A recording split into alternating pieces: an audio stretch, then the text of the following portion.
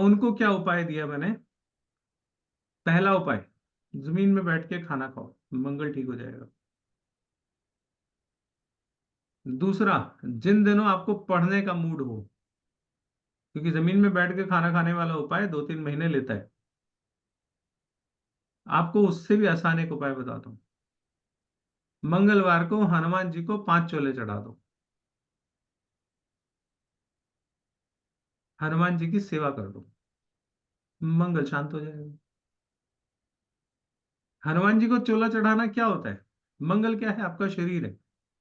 उपायों के पीछे जो साइंस छुपी हुई है ना, उसको पकड़ने की कोशिश कीजिएगा, जो मैं बता रहा हूं ध्यान से सुनिएगा इसको। मंगल हमारा शरीर है, ठीक है। हनुमान जी पे लेप चढ़ता है, सभी लोग जानते हैं ये तो, ऐसा तो नहीं ना ये भी ना जानता हो कोई। जानता हूँ। हनुमान जी पे सिंदूर चढ़ता है, तिल का तेल और सिंदूर चढ़ता है। तो हनुमान जी को बॉडी मसाज मिलती है ना। चोला चढ़ाना जिसको आप कहते हो, वो हनुमान जी की मसाज है। जैसे ही चोला चढ़ता है, हनुमान जी का शरीर मस्त हो जाता है, मंगल खुश हो जाता है। हो गया जिमिंग। जिम में भी आपने अपने अपने शरीर को ठीक करना था, यहाँ पे भी आप अपने अंदर के शरीर को ठीक कर रहे हो। हनुमान जी आपके अंदर का, आपका शरीर हनुमान जी तो है। आप 5 चोले चढ़ाओ, बच्चा पास हो जाएगा।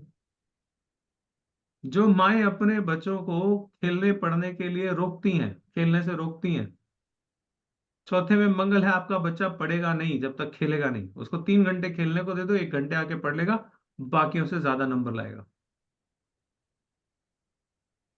लेकिन अगर आपने उस बच्चे को कहा, नालायक कहीं का, बैठ जाए यहाँ पे, खबरदार जो तू नीचे उतरा, खेलना बिल्कुल नहीं, एग्जाम चल रहे हैं, वो फेल हो जाएगा। पत्री आपको कैसे गाइड करती है, समझ में आ रहा है? अगर मरकरी से 4th में मंगल है और आपने बच्चे को खेलने कूदने से रोक दिया, आप उसकी पढ़ाई खराब कर दोगे, खत्म कर दोगे, बर्बाद कर दोगे उसके स्टडी को। वो ना भी जाता हो तो उसे भेजो। हमारे जमाने में होता था, लात मार के भेजते थे, निकल जा, जा खेल थोड़ी देर जाके। उसे 4 घंटे खेलने को दे दो, 2 घंटे आके पढ़ेगा, वो 2 घंटे में सब कवर कर लेगा। उसने जो करना था वो कर लिया, उसको करने दो। उससे रेमेडी कैसे डिजाइन होती है और रेमेडी का साइंस क्या है, समझ में आ रहा है?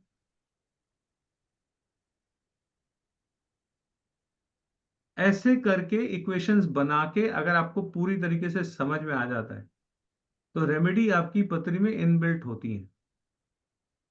देखो, जो प्लैनेट तकलीफ दे रहा है, काम वही बिगाड़ेगा ना आपके, उसको किसी और काम पे लगा दो।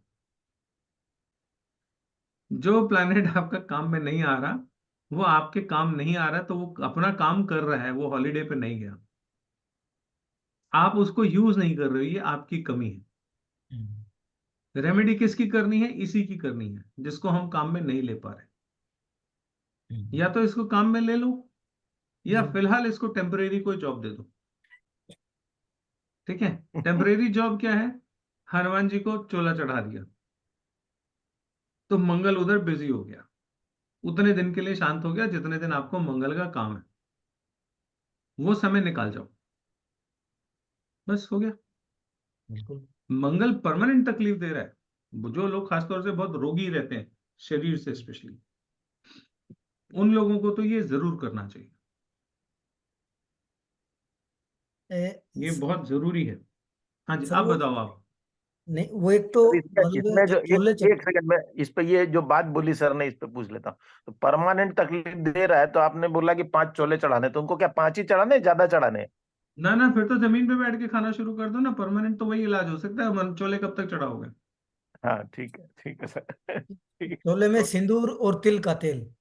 मैं अभी शाम को किसी से फोन पे बात कर रहा था, तो उन्होंने बोला जी आप रेमेडी भी बताते हो। मैंने कहा मेरी रेमेडी बड़ी ऊट पटांग सी होती हैं।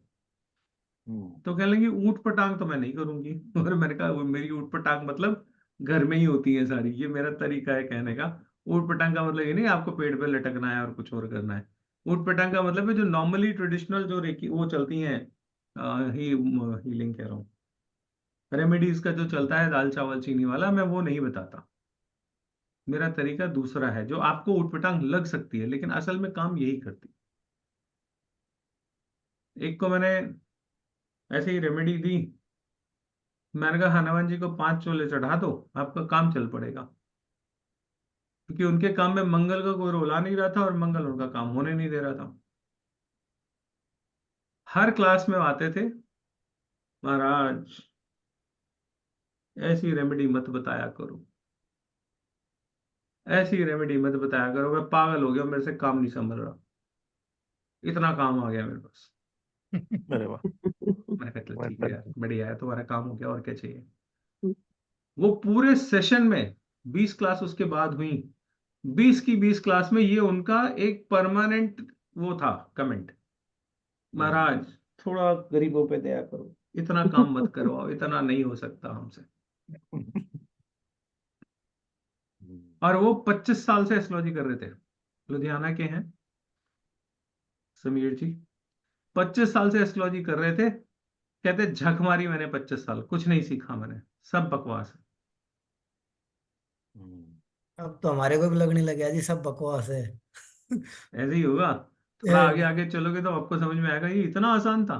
इतना अच्छा, अब आप लोगों को मैंने एक लाइन में बता दिया, वाइफ वर्किंग होगी कि नॉन वर्किंग होगी।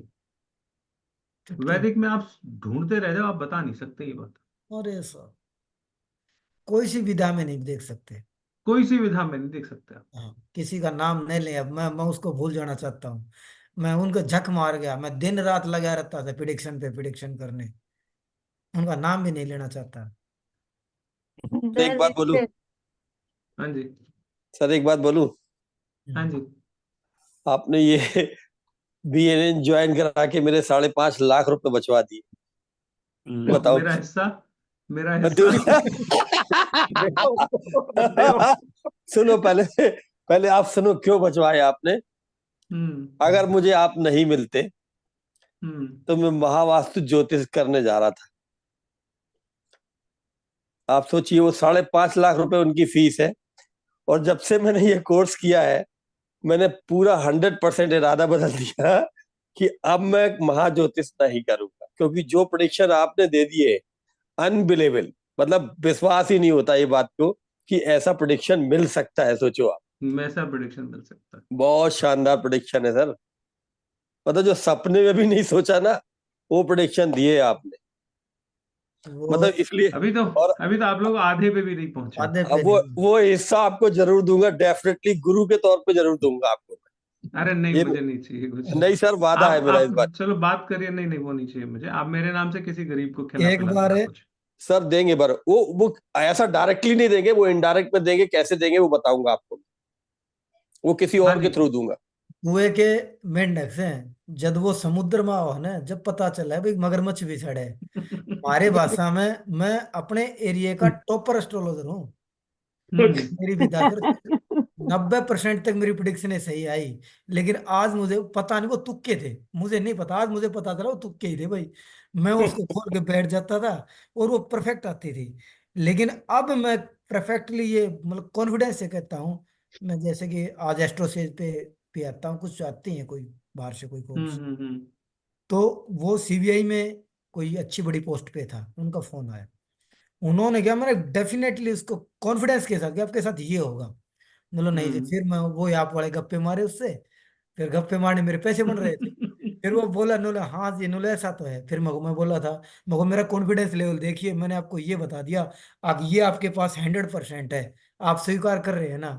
नोलो उन्होंने मेरे से लगातार मतलब जितनी देर बातें की, मेरा उसमें बिल था जो भी था। तो अब शेयर हाँ, करते वो हैं। तो पर मिनट चार्जेस रहते हैं उधर। परमानेंट चार्जेस रहता है उसमें, था मेरा अच्छा पैसा आया आज। आपकी वजह से वो सुनते रहे मेरी, जो बोला उसको परफेक्टली बताया, जो आप वाली वही जो रेपो बनाया है सरों में, दो चार बातें उनको बताया, पैसे हैं बोले हाँ जी, मैं आप पैसे हैं बोले हाँ जी, बस फिर चलता गया। और एक सबसे बड़ी बात है, आसान बहुत है।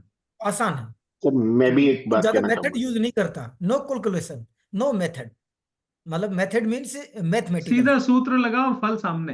हल सामने, बस ये ज्यादा सही है। सर चोले का जरा बता दीजिए कैसे कैसे चढ़ेगा। अभी बताता हूँ। सर वो एक बता चीज पाओगे? मुझे भी बोलनी है। हाँ जी।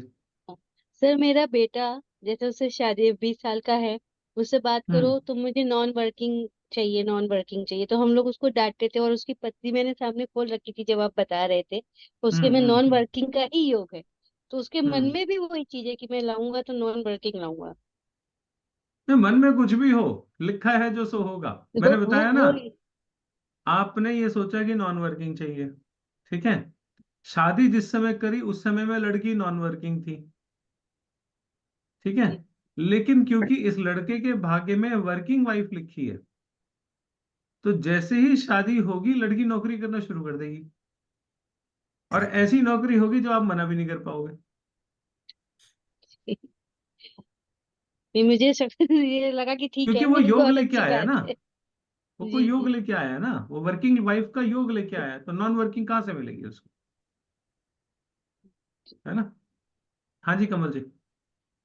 फिर मैं 2006 में किसी से मिला था, आज मैं अपनी वाइफ से बात कर रहा था। वो अभी रहे नहीं इस दुनिया में। उनका ना हम्म। डीपी सिंह नाम था। हम्म। तो मैं उनको आचार्य द्रोण की उपाधि देना चाहता था, तो मैं उनको कहता था द्रोण प्रताप से मिलकर आया हूँ मैं। जनरली मैंने उनका नाम ऐसे रख दिया था, बड़ी एजड डीपी डीपी सिंह के, हाँ। डीपी सिंह के लिए, कि मैं उनको द्रोणाचार्य बुलाना चाहता था। तो आज दिन में बात कर रहे थे, मैंने कहा वो द्रोणाचार्य वो नहीं रहे, मेरे को दूसरे मिल गए हैं। अरे सर, ऐसे तो कोई और भी मिलता ही तो रहेगा, आपको ईश्वर करे, नहीं सर, हमेशा कोई आज ना कोई ऐसा दो मिलता ही रहे, मैं तो करना ही तो हूँ। 2006 द्रोणाचार्य से ना आज बनाओ। 2000 हाँ जी। 2006 से 24 में मिला है सर, 18 साल लग गए। द्रोणाचार्य में 2 गलतियां थी।